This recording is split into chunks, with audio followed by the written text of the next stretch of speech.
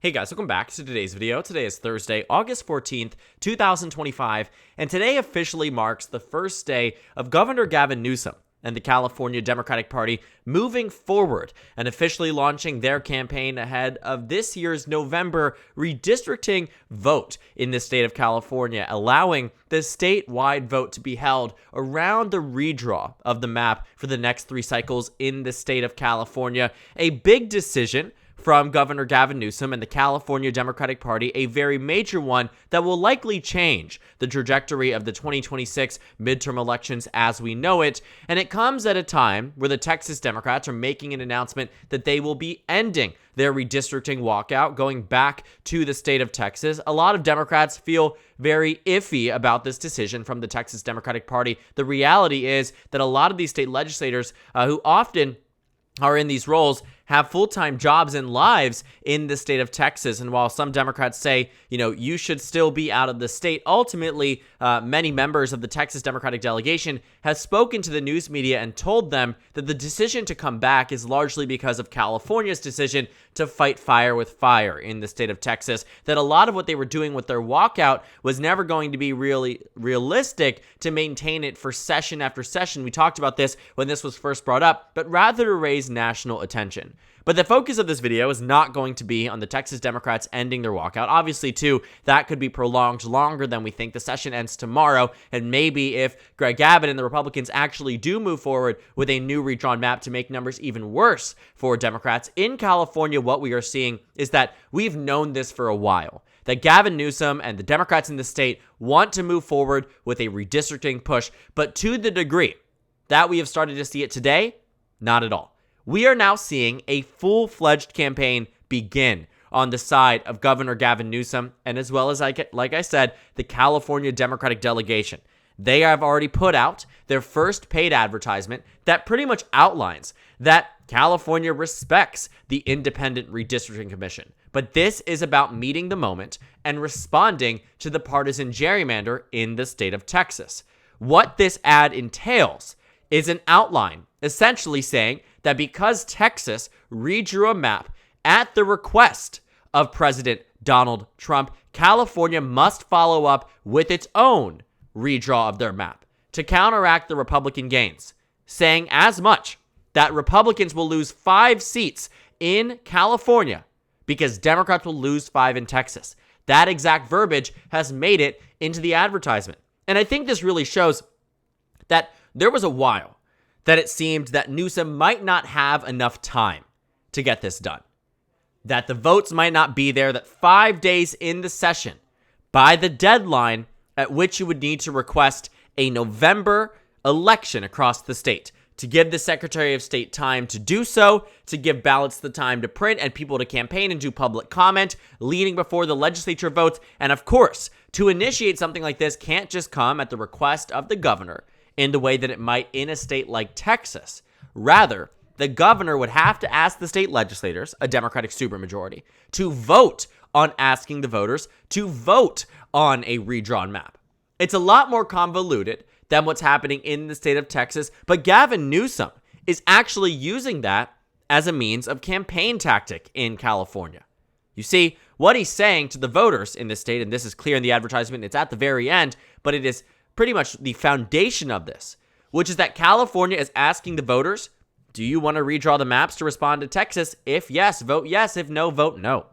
And that's where we're at.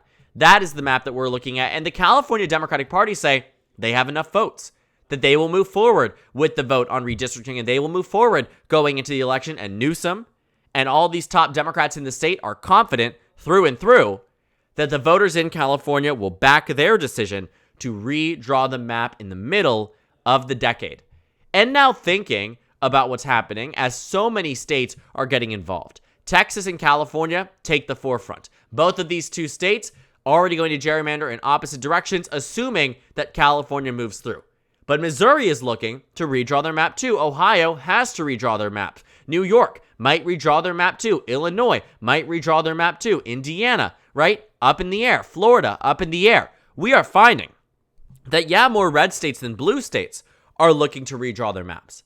But the fact remains that historically speaking, it had been primarily Republican states that have followed suit on this. And Democrats, many of them, thought that maybe Newsom, this was all theatrics. When we talked about this on the channel a month ago, and a month and a half ago, around the time that we started to see conversation around these Texas maps, we thought that maybe Democrats were bluffing. I didn't think that to the highest degree, but I did think there was certainly some reality in which Democrats were just going to say, we'll redraw the map if you do, and Republicans were going to call their bluff. But now, not only is it happening in California, but they've already prepped for the campaign, releasing advertisements, messaging on this, informing and educating voters. These aren't things you do if they are simply just, calling the bluff of the Republican Party. And that's why we are now at this point where California does make the move as the first state in the country, Democratic state in the country, to move forward with the effort. We've been talking about, they're going to do it. But this puts it into full force. The considerations and the questions and the concerns around whether they would meet the deadline, around whether or not there were enough votes, whether or not Newsom had the political will and capital to do so. All of these answers have been given to us. Every question answered, every move clear, every indication California is moving forward, and we will see that today marks day one that Gavin Newsom makes this decision. And now thinking about what happens, the California map is not out. We will cover that when it is out. But as of now, here's what we're expecting. Up here in California's 3rd District, Kevin Kiley, one of the first names of Republicans that they are looking to draw out. He's in a swing district, leans conservative for sure, but he won his re-election by 11 points in 2024. What are the Democrats in California saying? Draw him out. Another one, down here in California's 22nd, David Valadao, who has been a pain in the side of Democrats in this district countlessly. In 22, they lost this race by 3. In 20, they lost this race by 0.89. Right? In 24, they lost it by 7. So what they're saying is because Rudy Salas didn't win this district, we're going to draw it so he can, or so someone like him can. That's 2 Republicans out. The next Republicans they're looking at are all the way down here.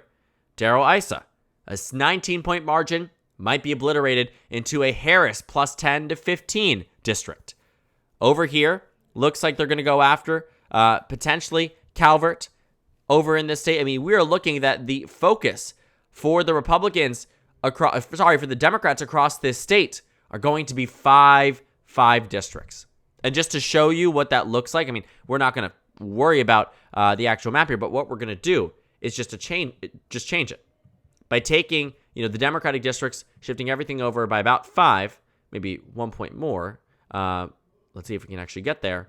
There we are. 48 seats for the Democrats, 4 for the Republicans.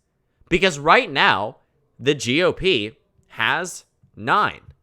They have, right now, enough seats in the state of California that they actually have more than after the redraw Democrats will likely have in the state of Texas. So Democrats are counteracting it and moving forward in full force. And so what you can expect is the drawing out of at least 5 Republicans. Now, here's what's interesting.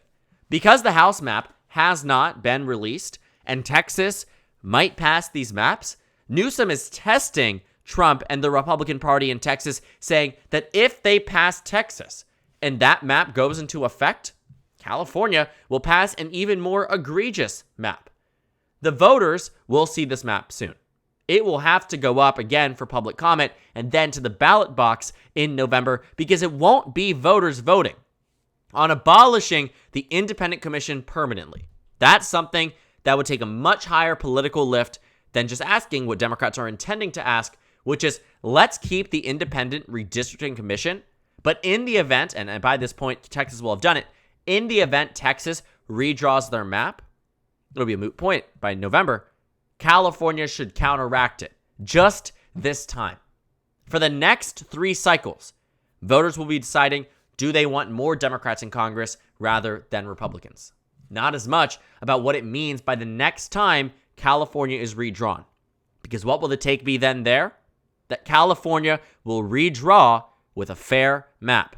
So voters don't have to worry about the future, But in the now, they can temporarily suspend it because Texas is deciding to do so too.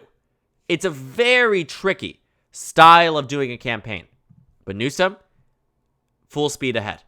Guns blazing, going out, going to lay everything out on the field. Because what Democrats know and have seen historically are narrow losses on the House level. Just look at 2024. Had 3 seats gone differently, Democrats would have the majority today. In 2022, had 5 seats gone differently, Democrats would have been in the majority then.